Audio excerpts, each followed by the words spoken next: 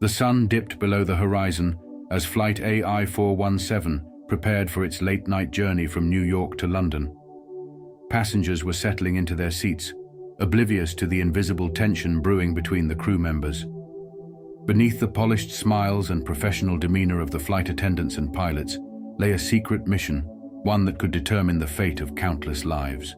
Captain Mark Henderson was a seasoned pilot, his calm voice and steady hands a source of comfort for the passengers.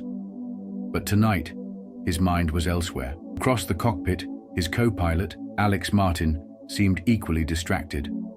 Both of them knew what was at stake, but they couldn't let their nerves show. In the cabin, Emma Langley, the lead flight attendant, moved gracefully between rows, helping passengers with their bags and reassuring nervous travelers. Her demeanor was flawless, but her sharp eyes constantly scanned the faces of the passengers. She had memorized the names and appearances of every person on the manifest, searching for one individual who wasn't supposed to be there. The mission was clear. There was an unregistered passenger on board, someone traveling under a false identity. Intelligence agencies believed this person was smuggling a dangerous device that could be activated mid-flight. Emma's job was to identify the suspect without causing a panic. Mark and Alex were her only allies, and they had their own part to play. As the plane ascended into the night sky, Emma made her first pass through the cabin, her heart racing. She greeted each passenger with a warm smile, noting their behavior and demeanor. Most of them were distracted by their phones, books, or movies. But in row 17, a man caught her attention. He was in his late 40s, wearing a well-tailored suit that seemed out of place for a red-eye flight. He clutched a black leather briefcase so tightly that his knuckles were white. Emma noticed a faint bead of sweat trickling down his temple, despite the cabin's cool temperature. Her instincts told her this was the man. Emma returned to the galley and pressed a hidden button beneath the counter, activating a secure communication line with the cockpit.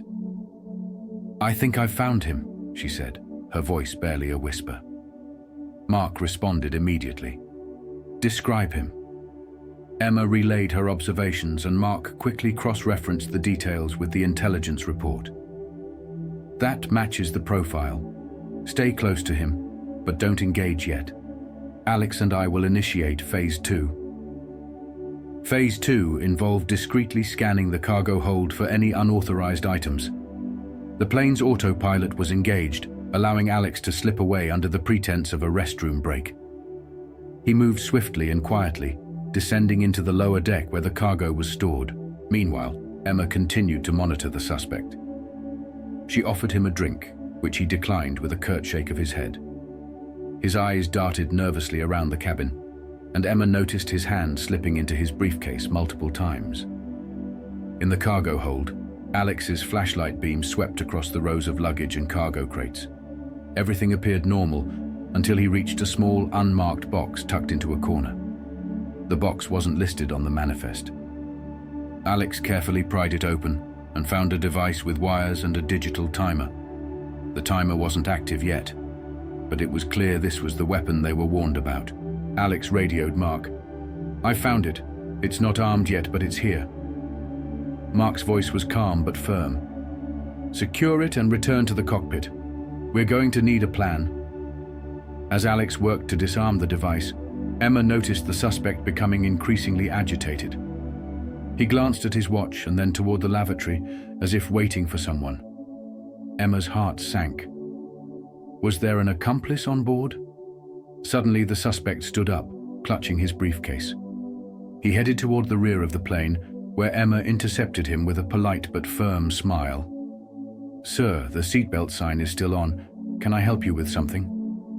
The man hesitated, his eyes narrowing. "I need to use the restroom."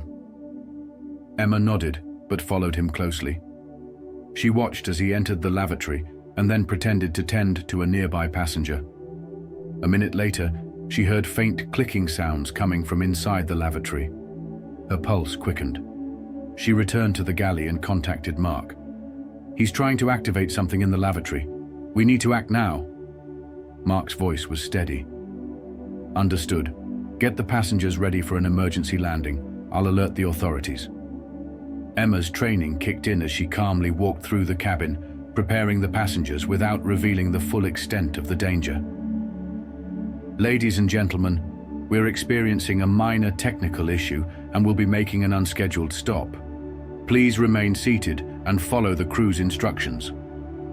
In the cockpit, Mark and Alex coordinated with air traffic control to secure an emergency landing at the nearest airport. Meanwhile, Alex had successfully disarmed the device in the cargo hold, but the suspect in the lavatory was still a threat. Emma and another flight attendant positioned themselves outside the lavatory. When the door finally opened, the suspect stepped out, his briefcase still in hand. Emma acted swiftly, grabbing the briefcase and handing it to her colleague. The suspect lunged toward her, but a well-timed push sent him off balance. The chaos drew the attention of the passengers, but Emma's colleague quickly reassured them. "Everything is under control. Please stay seated." The suspect was restrained and handed over to the authorities when the plane landed. The passengers were evacuated, unaware of just how close they had come to disaster. In the aftermath, Mark, Alex, and Emma were hailed as heroes.